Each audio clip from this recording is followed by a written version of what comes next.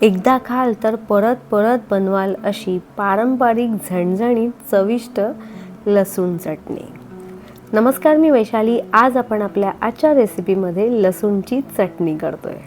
चला तर मग पाहूया लसूण चटणी करण्यासाठी लागणारं सर्व साहित्य। आता जितक्या प्रमाणात आपल्याला लसूणची चटणी करायची आहे तितकी लसूण सोलून घ्यायची। चटणी करण्यासाठी लसूण पूर्ण सोलली नाही तरीही चालतं।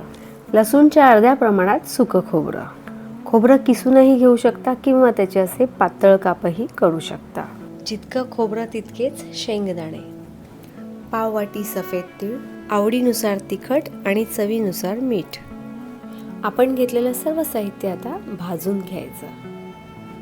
सर्वात आधी शेंगदाणे भाजायचे, कारण शेंगदाणे भाजायला थोडा वेळ जास्त लागतो। शेंगदाणे चांगले गरम झाले की यामध्ये आपण घेतलेलं सुकं खोबरं घालायचं। खोबरं तुम्ही काप करण्याऐवजी किसूनही घेऊ शकता। आता लसूण घालायचे आणि लसूणही भाजून घ्यायचे। हे सर्व साहित्य छान गरम केल्यामुळे म्हणजेच भाजल्यामुळे त्यांचा फ्लेवर आणखी छान येतो। सर्व साहित्य अगदी व्यवस्थित भाजल्यामुळे चटणी सुद्धा जास्त दिवस टिकते। आपण घेतलेल्या या प्रमाणापेक्षा तुम्ही घेतलेलं सर्व साहित्य थोडं जास्त कमी असेल तरीही चालेल। सर्व साहित्य छान गरम करून झाल्यावर गॅस बंद करायचा आणि यामध्ये सफेद तीळ घालायचे आणि घातलेले तीळ या साहित्याबरोबर छान गरम करून घ्यायचे। तीळ गरम व्हायला जास्त वेळ लागत नाही, त्यामुळे भांड्याच्या हीटमुळे सुद्धा तीळ चांगले भाजले जातात। आता हे भाजलेलं सर्व साहित्य एका भांड्यामध्ये काढून थंड करून घ्यायचं आणि हे थंड झाल्यावरच मिक्सरच्या भांड्यामध्ये घालून चांगलं बारीक करून घ्यायचं। चांगलं बारीक म्हणजे एकदम बारीकही नाही करायचं, थोडं जाडसर ठेवायचं, त्यामुळे चटणी खायला खूप छान लागते।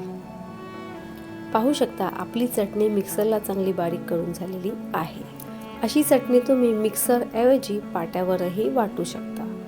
ही चटणी तुम्ही भाकरी, पोळी, वरण भात किंवा इतर कोणत्या पदार्थाबरोबर खाल्लात की त्या पदार्थाची चव अधिक दुप्पट होते। अगदी कमी साहित्यामध्ये करून तयार होणारी ही झणझणीत चविष्ट चटणी तुम्ही नक्की करून पहा। जर ही चटणी तुम्ही एकदा केली तर तुम्ही ही पुन्हा पुन्हा नक्की करून खाल। बरं, तुम्ही सुद्धा अशी लसूण चटणी करता का? जर तुमची लसूण चटणी करण्याची पद्धत यापेक्षा थोडी वेगळी असेल तर मला तुमची चटणी करण्याची रेसिपी कमेंटमध्ये नक्की शेअर करा।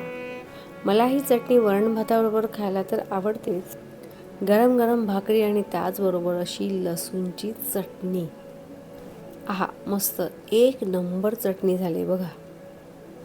मला ही चटणी अशी भाकरीला तूप लावून आणि त्यावर चटणी अशी पसरून भाकरी रोल करून खायला पुष्कळ आवडते। तुम्ही सुद्धा अशी भाकरीला चटणी लावून अशी भाकरी कधी खाल्ली आहे का? बरं, बोलता बोलता वेळ झाली आता निरोपाची। तुम्हाला जर आपली लसूण चटणीची जर रेसिपी आवडली असेल तर रेसिपीला लाईक, शेअर, सबस्क्राईब करा आणि बेलचं बटनही नक्की दाबा।